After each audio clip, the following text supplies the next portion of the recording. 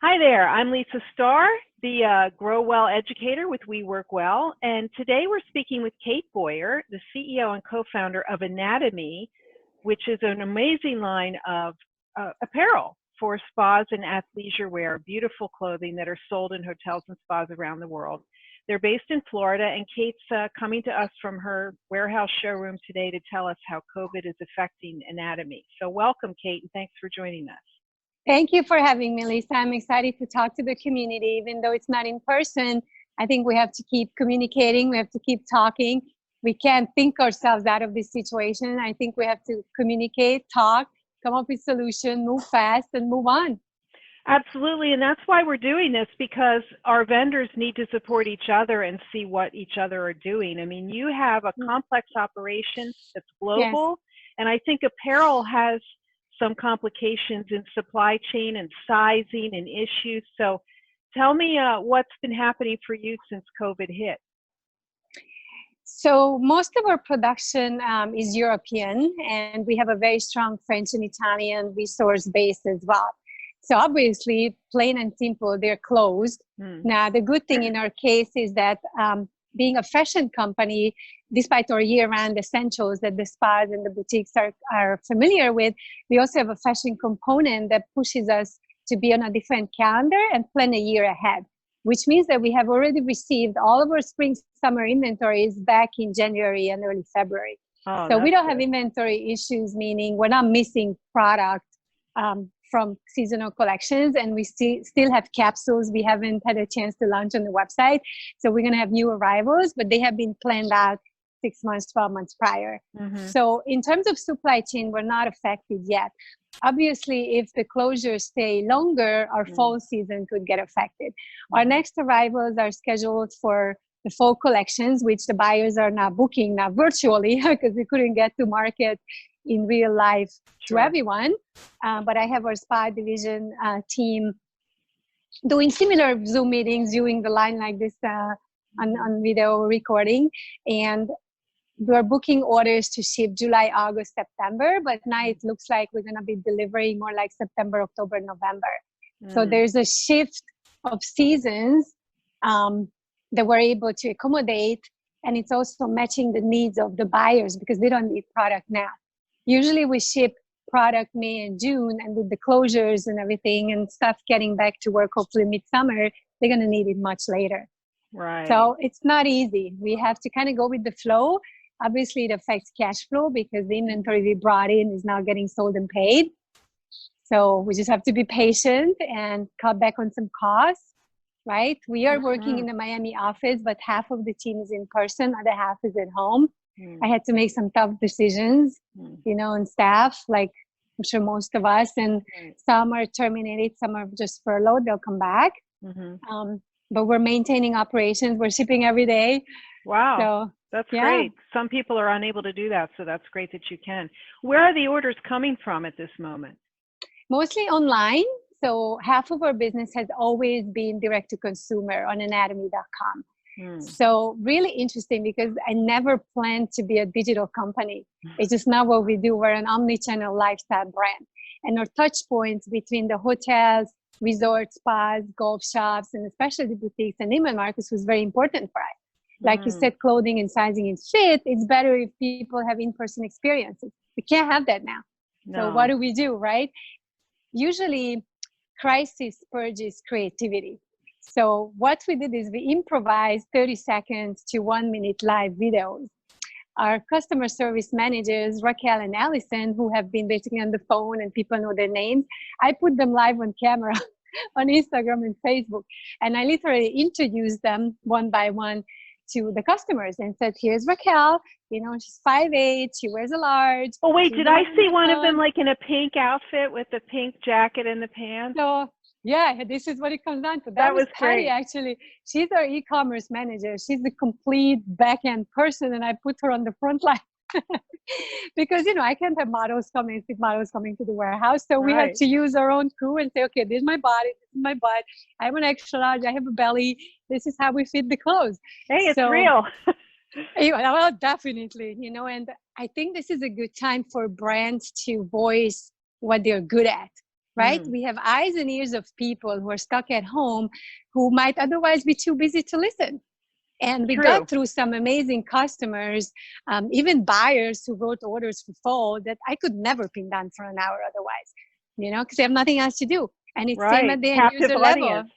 Yeah, I have a very busy alpha female customer base who travels a lot. They're always on the go, like yourself. I don't think we would have this conversation if you wasn't. Right? You would be somewhere teaching. So would you, right? So. And I would be on a plane selling or, closing deals or working with investors. So we have each other, and we're finding a new team dynamic also. And I'm seeing stars on the team, who are the tough ones. They're made for survival, and they're with me no matter what. Number one. Number two, it forced us into this digital world and get more high tech, which you mentioned apparel industry. There's some old school habits and mottos that they just won't survive. What happened to the T-Rex, right? There's no more T-Rex dinosaurs around. The same thing. So there's going to be a natural selection with brands and companies who made it and come out stronger. Who make it through the crisis and come out stronger in the end. And I really believe that we're one of those. So just to close the loop on what we were doing with the 30-second videos, it ended up being a 1-hour live TV on Instagram yesterday. And we had 150 ladies live asking questions. I couldn't keep up with the answers. There were so many questions that resulted in 55 orders in 2 hours and almost $15,000 a day, which is a miracle in times of this. So we found a way to communicate and engage with the end users that we're kind of pushed into. That's really interesting about Instagram Live. I think they've been getting a lot of traction with those events over there. And you all have to get more high tech. There's just no way around it. And I think our spa industry is in a way similar to the apparel industry, where these people need to learn how to communicate in Facebook, how to engage with the customers, that I think they should be doing videos on how to do like an in-home spa treatments and order things online and drop ship to the customers. That's what we're doing with our clothing. That's exactly what's been happening. And as you say, spa people tend to be, we want to touch people and be in the same room. And of course, the nature of our craft is such that we have to be. We can't give a virtual facial, and yet one of our fellow brands did just that a few weeks ago on Instagram. They did a live facial, and it was just fun. Everyone had a kid at home. So it is forcing us to be creative in ways that we didn't know we needed to be before. There's always a silver lining, right? Yeah, and you have to find those, because number one, we have to keep our sanity, and we have to control what we can. So these are one of the things we can still control. Is you have to have your regular team meetings with who's left on the team. Smaller ones are more efficient, I found, other than the long ones, because you have so many Zoom faces, it gets crazy. But you gather little divisions and you get more productive. So that helps me, sticking to the routine, sticking to my exercise as much as I can, with my daughter being at home. Luckily, I got her a little school teacher from the school who got laid off, and I got her teaching her at home so I can come to work, because, we have a business responsibility. So I strongly encourage also, businesswomen and other fellow vendors and resource partners to iSpa, and We Work Well, to, get the kids occupied with somebody else, because you have to take care of your business. This is our livelihood. So there's a reality check that has to also come in, and not just selling online, but even if you're just communicating with your customers and you're educating and training them about who you are and what you are, then they'll remember you when this thing is over. Well, it's so important that you stay in front of the customer. Your brand recognition stays there, and it sounds like you've been working on that anyway. I'm not a silent person to begin with. So this is a good time to shine and be loud and, send a clearer message about what the brand stands for. And what your DNA is, which for us, we have always been very obsessed with fit. So these fit webinars, come naturally. And we have always had an emotionally connected customer base. So spreading the love and sharing pictures of who's wearing the clothes now and how. And I just had a lady who also has her own business in public speaking, and she sent me a family picture. Everybody was wearing masks. They were walking the dog, and she had my pants on. It made me so happy. That's great. Well, and I have your shirt on. It's so silky and soft. I love it. I love it for homeware. So tell me what, you had mentioned you're doing some give back activities in your community. Can you elaborate on that?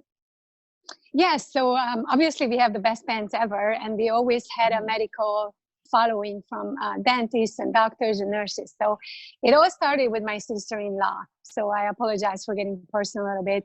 She's a head nurse in a hospital in Hungary, where 6 nurses who are sick from the virus take care of 6 people and they can't go home. Right? Wow. So they're quarantined away with patients. And I send them pants so they can at least have a couple of changes of, bottoms to wear as they work, because they don't have a lot of protective equipment either. So in the same package, we send masks and things like that.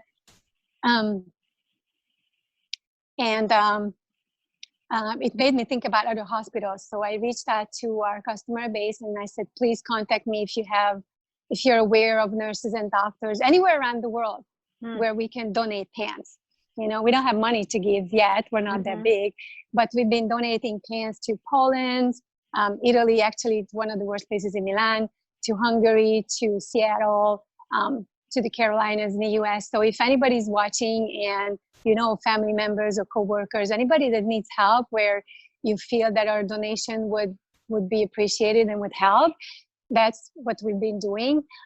Also, we teamed up with the Patagonia factory in Los Angeles. They have a little sewing unit that takes performance fabrics and they sew masks with them. So we donated all of our leftover fabrics and damaged products that they cut up, because we use these really high quality performance materials that will actually protect you, and they're making masks with them on the West Coast in California. That's wonderful, Kate. That's wonderful do that what you found can. that. That's a lot. Do what you can. It's a lot. It's what we can do, so that's what I'm doing. Good for you. So how do you see this evolving, this situation? When do you think that you'll start to see businesses open up? What's your feeling in Florida? So Miami is one thing.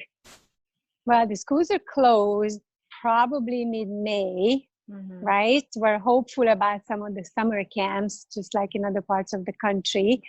My cruise industry buyers, most of them I furloughed until end of May, actually. So I have a European buying office based in London, working on Silver Seas, Crystal, Seabourn, like one of the high-end ships. They are hopeful to sail in fall with reduced staff. So that's longer, obviously, to recover the cruise ship industry. We had a secret partnership with the Ritz-Carlton Yacht Company that was scheduled to start in April, and now it's April 2021.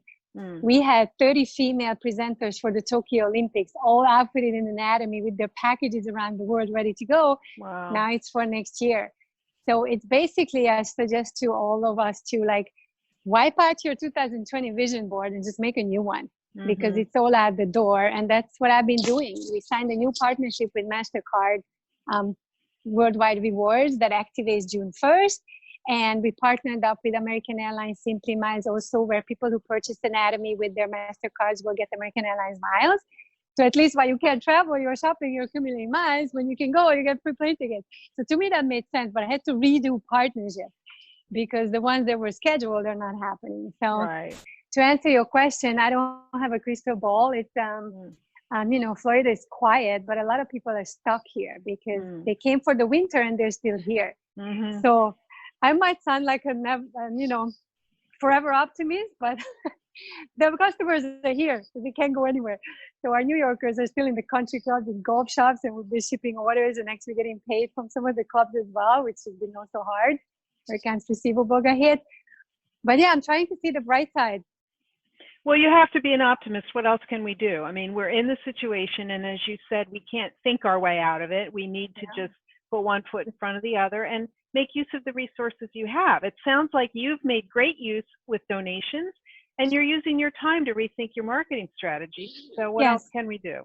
With the whole team, it's really interesting because even online spending on Google ads and pay-per-clicks, the dynamics have changed because, I was bidding on words that other companies I was competing with, but now they are not operating.